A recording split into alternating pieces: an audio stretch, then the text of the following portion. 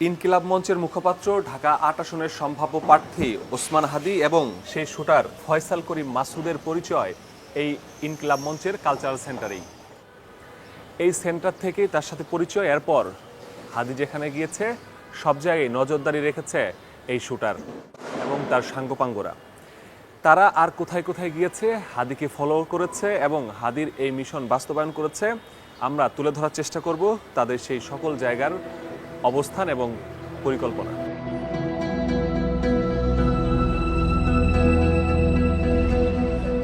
৪ December রাত ৮টা১৮ বাংলা মোটরের ইনকিলাব cultural সেন্টারে আসেন শুটার ফয়সাল ও তার সহযোগী কবির। ৬ মিনিটের সেই বৈঠকটি ছিল মূলত হাদির সঙ্গে সখ্যতা তৈরির পর্ব। বৈঠকে হাদির সঙ্গে কাজ করার প্রস্তাব দেয় ফয়সাল। ৯ ডিসেম্বর রাতে আবারও কালচারাল সেন্টারে আসে ফয়সাল। এবার সঙ্গী কবির নন, আলমগীর। আলোচনা হয় নির্বাচনী প্রচারণার পরিকল্পনা নিয়ে। এরপরই হাদির টিমে ঢুকে পড়েন ফয়সাল। পরদিন সেগুনবাগিচায় প্রচারণায় অংশ নেয় ফয়সাল। ডেন্টিস্টের পরামর্শ নাও নতুন কোলগেট অ্যাক্টিভ সল্ট। এরকম ঘটনা হওয়াটা মানুষের যতবারই অন্যায় করুক, জীবনে মন না করা বিদায়ী করার এটা ঠিক না। প্রচারণায় অংশ নেওয়ার পর হাদিকে হত্যার মিশনের ছক কষে নেন শুটার। এবার মিশন বাস্তবায়নে নরসিংদী, সাভার, মানিকগঞ্জ সহ বিভিন্ন জায়গায় রেকি করেন ফয়সাল। মিশন বাস্তবায়নে ১১ ডিসেম্বর ওঠেন পশ্চিম আগারগাঁওয়ের বোনের বাসায়। হামলার দিন ভোরে উবারে করে যান হেমায়েতপুরের একটি রিসোর্টে। এটি ঢাকার হেমায়েতপুরের গ্রিনজন কটেজের একটি কক্ষ। ওসমান হাদিকে গুলি করার আগে এই কটেজে এসেছিলেন কিলার ফয়সাল এবং তার সহযোগী আলমগীর। সঙ্গে নিয়ে এসেছিলেন তার প্রেমিকাকে। এখানে সর্বপ্রথম ফয়সাল তার প্রেমিকার কাছে শেয়ার করেন যে তিনি ঘটাবেন একটি বড় ঘটনা। কি সেই বড় ঘটনা প্রশ্ন করলে ফয়সাল উত্তর দিয়েছিলেন তিনি হাদিকে গুলিবর্ষণ করবেন, এবং হয়েছিল তাই। রিসোর্টের সিসিটিভি ক্যামেরায় দেখা যায় শুক্রবার ভোর ৫টা ২২ ফয়সাল ও আলমগীরের গাড়ি গ্রিন জোন রিসোর্টে প্রবেশ করে। সেখানে আগে থেকেই ছিলেন বান্ধবী মারিয়া ও তার বোন। আমাদেরকে গুলি করার আগ পর্যন্ত কোনো কিছুতে আমাদের গায়ে লাগে না। যতক্ষণ না পর্যন্ত বুকে বা মাথায় গুলি চলবে ততক্ষণ পর্যন্ত আমরা কোনো স্ট্রাগল মনে করি না, এবং এক্সট্রা কোনো সিকিউরিটি লাগবে না। হাদির এই ভিডিও বান্ধবীকে দেখিয়ে হাদির মাথায় গুলির পরিকল্পনার কথা জানান ফয়সাল। বলেন এই ঘটনায় সারা দেশে শুরু হবে আলোড়ন, তাই তার সঙ্গে যোগাযোগ বন্ধের নির্দেশ দেন ফয়সাল। আসছিল উনি রুম দিছে, আবার উনি রুম দিয়ে কয়েক ঘন্টা থাকে আবার ওরা চলে গেছে। সকাল ৮টা ৫৪ রিসোর্ট থেকে বান্ধবী সহ বেরিয়ে আসেন ফয়সাল। বাইরে গাড়ি নিয়ে অপেক্ষায় ছিলেন আলমগীর। উবারের সে গাড়ি ফয়সালকে বোনের বাসায় নামিয়ে বান্ধবীকে নিয়ে যায় বাড্ডায়। সকাল ১১টা ১০ আগারগাঁওয়ের বাসা থেকে মোটরসাইকেলে বেরিয়ে আসেন ফয়সাল ও আলমগীর। চলে যান হাদির সেগুনবাগিচার প্রচারণায়। সকাল ১:১২টার দিকে সেগুনবাগিচায় পৌঁছায় ফয়সাল। প্রচারণা শেষে ১২টা ২২ রওনা করে মতিঝিলের উদ্দেশ্যে। মতিঝিলের জামিয়া দারুল উলুম মসজিদে পৌঁছানোর আগ পর্যন্ত হাদির অটোরিকশা ফলো করতে থাকে শুটাররা। ১২টা ৫০ মসজিদের সামনে পৌঁছায় হাদিকে বহন করা রিকশা। আলমগীর বাইক পার্ক করে দুজন নেমে পড়ে প্রচারণায়। মতিঝিলের জামিয়া দারুল উলুম মসজিদ মাদ্রাসা, এই মসজিদেই শুক্রবার নামাজ পড়তে এসেছিলেন ওসমান হাদি। নামাজ শেষে এখানে প্রচারণা করার কথা, এবং সেই প্রচারণা দলের অংশ হিসেবেই তার সাথে যুক্ত হয়েছিলেন শুটার দলের দুজন। তখনও হাদি জানতো না এই দুজনই তাকে গুলি করে পৃথিবী থেকে সরিয়ে দিতে চায়।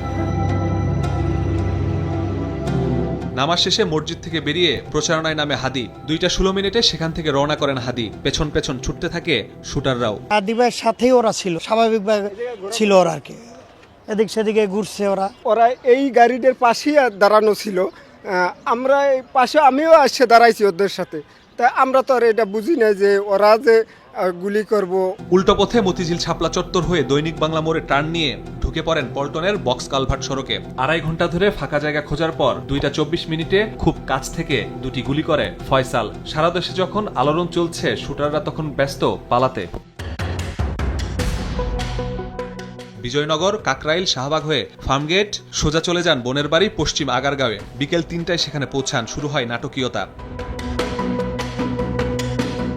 ঠিক এই সময়ে বাসা ভাড়া নিতে এসে কলিং বেল চাপতেই আইন শৃঙ্খলা বাহিনী আতঙ্কে অস্ত্রের ব্যাগ নিচে ফেলে দেয় ফয়সাল। পাশের বাসার ছাদে ফেলে দেয় ফোনও। গুলির খবর জেনে যায় পুরো পরিবার। অস্ত্র ও মোটরসাইকেল রেখে পালিয়ে যেতে চাইলে বেঁধে যায় বিপত্তি। পরে মা ও বাবা জড়িয়ে পড়ে আলামত নষ্ট করতে।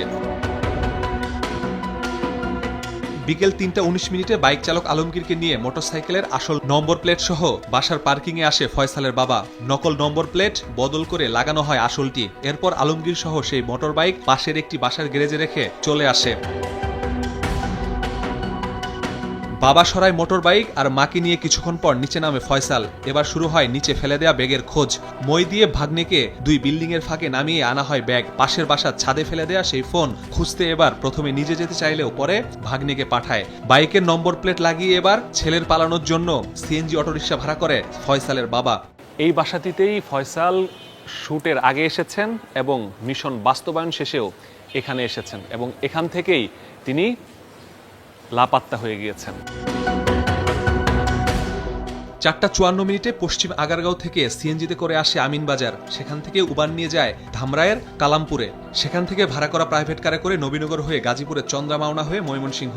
সেখান থেকে হালুয়াঘাট ধারাবাজার পেট্রোল পাম্পে। সময় টেলিভিশনের কাছে আসা সেই পাম্পের সিসিটিভি ফুটেজে দেখা যায় রাত 11টা 31 সেখানে পৌঁছান শুটারদের বহনকারী প্রাইভেট কার। মানব পাচারকারী ফিলিপ একটি মোটর বাইকে এসে তাদের রিসিভ করে। বাইকে তেল ভরা শেষে ফয়সাল ও আলমগীরকে উঠিয়ে নিয়ে চলে যায় সীমান্তে। এরপর সেখান থেকে ঢাকায় চলে আসে প্রাইভেট কার। পুলিশের কাছে গ্রেপ্তার হওয়া ফিলিপের 2 সহযোগীর বক্তব্য এসেছে সময় টিভির হাতে। সেখানে সে দাবি করে ভুটিয়াপাড়া সীমান্ত দিয়ে ভারতে গেছে শুটাররা। সময় টিভির হাতে এসেছে শুটার ফয়সালের ফোনের আইপি অ্যাড্রেস। সেখানে দেখা যায় ফয়সালের বুধবারের লোকেশন মহারাষ্ট্রে। সে ব্যবহার করছে ভারতের রিলায়েন্স সিম। হত্যার পর আলামত গায়েবেও ছিল ভয়ঙ্কর পরিকল্পনা। অস্ত্রভর্তি ব্যাগ দেয়া হয় শ্যালক শিপুকে। শিপু সে ব্যাগ দেয় বন্ধু ফয়সালকে। ফয়সাল নরসিংদী তারাপুখালে ফেলে দেয়। স্ত্রী ঢাকা থেকে পালিয়ে যায় নরসিংদী। বাবা মা পালিয়ে যায় কামরাঙ্গীর চর। ঘটনার আগে এবং পরে সে তার পরিবারের যে প্রধান সাসপেক্ট ফয়সাল তার পরিবারের সদস্যদের সাথে যোগাযোগ করেছিল এবং তাদের কাছে নিশ্চয়ই তার ব্যাপারে গুরুত্বপূর্ণ তথ্য থাকতে পারে। এগুলো আমরা যাচাই বাছাই করছি। এটার পিছনে আরও কারা কারা জড়িত আছেন সেগুলো শনাক্ত করার চেষ্টা করছি। প্রধান 2 আসামি পালালেও তদন্তে সামনে এসেছে পুরো পরিকল্পনা। গত জুলাইয়ে দেশে ফিরে শুটার ফয়সাল, কবির, জাকির, রুবেল ও মাইনুদ্দিনদের নিয়ে নামেন কিলিং মিশনে, যারা সবাই কার্যক্রম নিষিদ্ধ আওয়ামী লীগ ও এর অঙ্গ সংগঠনের নেতা। তদন্তের শুরুতেই শনাক্ত হয় হত্যায় ব্যবহৃত মোটরসাইকেল। গ্রেফতার হয় মালিক। পরে জানা যায় সেটি ছিল নকল নম্বর প্লেট। সিটিটিসির অভিযানে উদ্ধার হয় হত্যায় ব্যবহৃত মোটরসাইকেল। মোটরসাইকেলটা অল্প কিছুদিনের মধ্যে 8 জনের হাত বদল হয়ে শুভ নামক এক ব্যক্তির হাতে এসেছে এবং ঘটনার দিন কিভাবে তারা মোটরসাইকেলটা শুভর কাছ থেকে সংগ্রহ করেছে সেগুলো আমরা খতিয়ে দেখছি। হত্যায় সহায়তা ছিল শ্যালক শিপু, স্ত্রী সামিয়া ও বান্ধবী মারিয়ার। এজন্য গ্রেফতার করা হয় তাদের। কামরাঙ্গীরচর থেকে বাবা মাকেও গ্রেফতার করে। পরে তাদের তথ্যে তারাবর সেই বিল থেকে উদ্ধার করা হয় 2টি অস্ত্র। গ্রেফতার হয়েছে প্রাইভেট কার ভাড়া দেওয়া সেই চালক নুরুজ্জামানও। পরে অভিযান চালিয়ে ফয়সালের বোনের বাসার নিচ থেকে উদ্ধার করা হয়েছে হাদিকে গুলি করা 7.65 কলেবরের পিস্তলের গুলি ও ম্যাগজিন। উদ্ধার করা হয়েছে কয়েকশো কোটি টাকার চেক। এখন প্রশ্ন, এত টাকা দিয়ে কি শুধু হাদিকে নাকি আরো কিলিং মিশন ছিল? মাসুদুর রহমান, সময় সংবাদ, ঢাকা।